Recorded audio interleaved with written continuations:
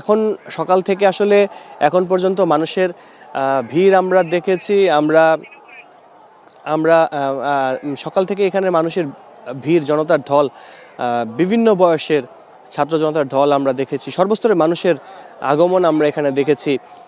যেহেতু জানাজা 2টার পর হওয়ার কথা আছে, এখনও লম্বা সময় বাকি। আরও মানুষজন আসবে, আরও লোক সমাগম হবে এবং এই জায়গাটাকে ঘিরে বা আজকের এই আয়োজনটাকে ঘিরে যেন কোনো প্রকারের অপ্রীতিকর ঘটনা না ঘটে, সেজন্য কিন্তু আইনশৃঙ্খলা রক্ষা বাহিনী ব্যাপকভাবে সরব আছেন। এবং আমি আগেও যেটা বলেছিলাম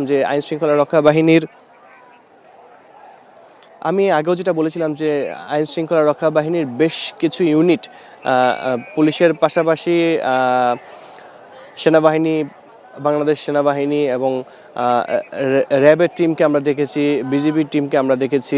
তো সব মিলিয়ে এই আজকের এই আয়োজনটাকে ঘিরে বিশাল যেই নিরাপত্তা ব্যবস্থা, সেই ব্যবস্থা কিন্তু আমাদের চোখে পড়েছে।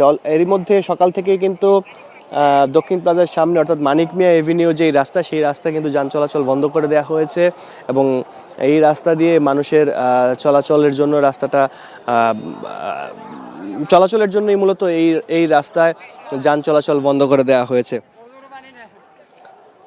তো আমি যদি একটু আপনাদেরকে ওসমান হাদির বিষয়ে জানাতে চাই, তাহলে বলতে হয় যে ওসমান হাদি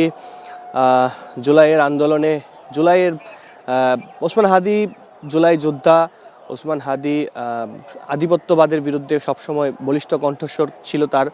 এবং ওসমান হাদি ইনকিলাব মঞ্চের মুখপাত্র ছিলেন এবং তিনি তার জীবন দর্শন, তিনি তার বক্তৃতা, তিনি তার আলাপ আলোচনা সবসময় আমরা যে বিষয়টা দেখেছি যে আধিপত্যবাদের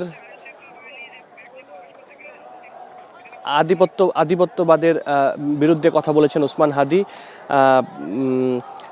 সেই ওসমান হাদিকে কিন্তু গত শুক্রবার অর্থাৎ 12 ডিসেম্বর নির্বাচনী প্রচারণা শেষ করে তিনি ফিরছিলেন। সে অবস্থায় সন্ত্রাসীদের গুলিতে তিনি গুরুতর আহত হন। তারপর ঢাকা মেডিকেলে নেওয়া হয়, সেখান থেকে উন্নত চিকিৎসার জন্য এভার কেয়ার হাসপাতালে, তারপর সেখান থেকে এভার কেয়ার থেকে আরও উন্নত চিকিৎসার জন্য তাকে সিঙ্গাপুর নেওয়া হয়েছিল। কিন্তু দেশবাসী আশা করেছিলেন যে ওসমান হাদি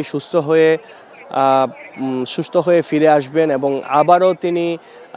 আবারও তিনি মাঠে সরব হবেন। ঢাকা 8 আসন থেকে তিনি সম্ভাব্য সংসদ সদস্য প্রার্থী ছিলেন।